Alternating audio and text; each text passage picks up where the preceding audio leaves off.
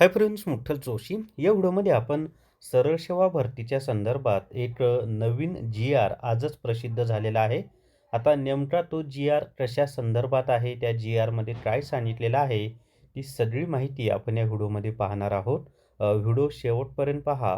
या व्हिडिओला सर्वांनी लाईक करा, शेअर करा आणि विठ्ठल जोशी जे आपले यूट्यूब चॅनल आहे ते सबस्क्राईब करा. जर तुम्हाला TCSनं घेतलेले प्रिव्हियस इयर क्वेश्चन पेपर पाहिजे असतील तर प्ले स्टोअरवरून विठ्ठल जोशी ॲप डाउनलोड करा आणि TCS PYQP विकत घ्या. सगळ्याच परीक्षांना म्हणजे TCS मार्फत घेतल्या जाणाऱ्या सगळ्या परीक्षांसाठी तुम्हाला फायदा होणार आहे. तर या ठिकाणी पहा आता भूतपूर्व दुय्यम सेवा निवड मंडळाच्या कक्षेतील महाराष्ट्र लोकसेवा आयोगाच्या कक्षेबाहेरील गट ब अराजपत्रित गट क व गट ड सवर्गातील नामनिर्देशनाच्या कोट्यातील पदे सरळ सेवेने भरण्याबाबतच्या एकत्रित मार्गदर्शक सूचनांमध्ये सुधारणा करण्याबाबत कधीचा जी-आर आहे तर 2 डिसेंबर 2025 म्हणजे आजच्या तारखेचा जी-आर आहे.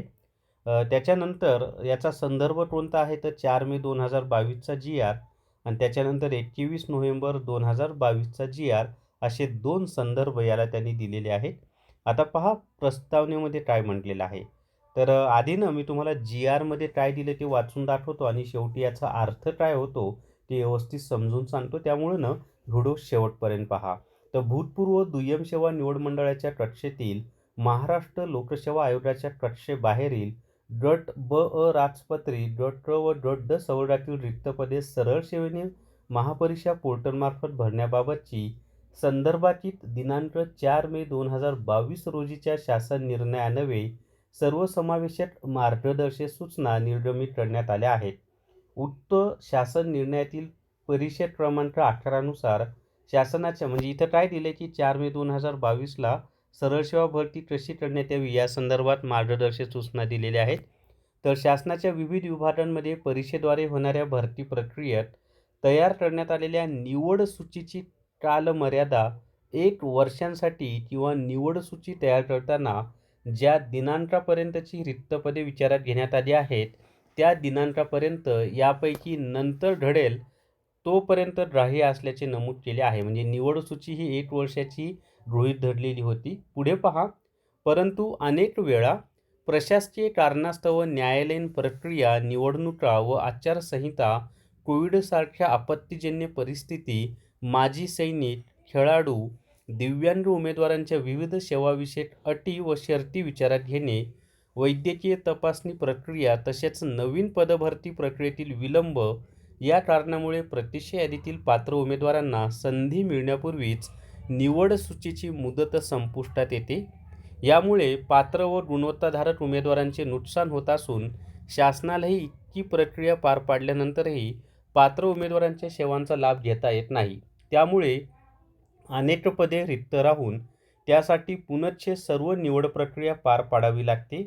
या सर्व वस्तुस्थितीचा विचार करता निवड सूचीची कालमर्यादा वाढविण्याची बाब शासनाच्या विचाराधीन होती. याचा अर्थ काय माहिती आहे का, की याच्या अगोदर काय होतं की निवड सूची जी असायची, निवड सूची आणि प्रतिष्ठा यादी ती 1 वर्ष ग्राह्य धरल्या जायची.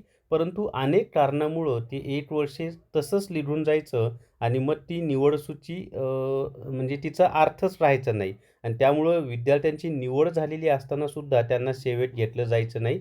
त्यामुळं निवड झालेल्या विद्यार्थ्यांचं प्रचंड नुकसान व्हायचं.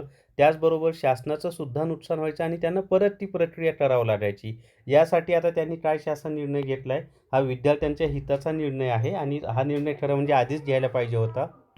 आता शासन निर्णय काय घेतला आहे तो पहा, की 4 मे 2022 रोजीच्या शासन निर्णयान्वये भूतपूर्व दुय्यम सेवा निवड मंडळाच्या कक्षेतील म्हणजेच महाराष्ट्र लोकसेवा आयोगाच्या कक्षेबाहेरील गट ब अराजपत्रित गट क व गट ड सवर्गातील नामनिर्देशनाच्या कोट्यातील पदे सरळ सेवेने भरण्याबाबतच्या एकत्रित मार्गदर्शक सूचनांमधील परिषद क्रमांक 18 निवड सूचीची कालमर्यादा अंतर्गत अ मध्ये या शासन निर्णयान्वये खालीलप्रमाणे सुधारणा करण्यात येत आहे. आता काय सुधारणा करण्यात येत आहे ते पहा.